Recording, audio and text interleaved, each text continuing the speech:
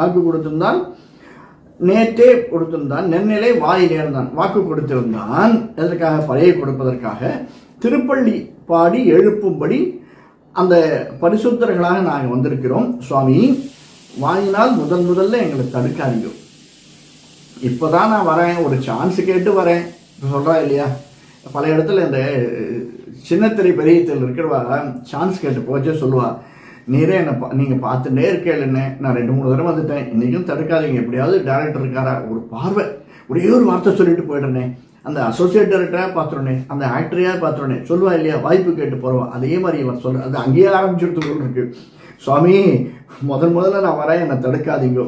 சரி, என்னது? ஒன்றோடு ஒன்று சேர்ந்ததான தன்மையுடைய கதவை, இந்த கதவு ஒன்றுக்கு ஒன்று சேர்ந்து இருக்கு, அந்த கதவை நீங்கள் திறப்பீராக அப்படின்னு சொல்கிறோம். இதற்கு பல விளக்கம். இது சாதாரணமாக நாம் எடுக்கக்கூடிய விளக்கம் இல்லையா?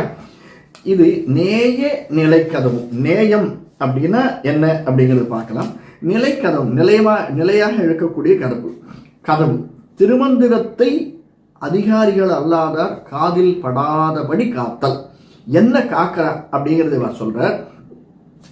ஆச்சாரியனை கிட்ட சென்று ஆச்சாரிய சம்பந்தத்தை உண்டாக்க புருஷாகாரமாக இருப்பவர்களை உணர்த்துதலரோ கோயில் காப்பான், திருமந்திரத்தை காப்பவர்கள் அப்படின்னு சொல்றார். இது சாதாரணமாக நமக்கு தோன்றியது.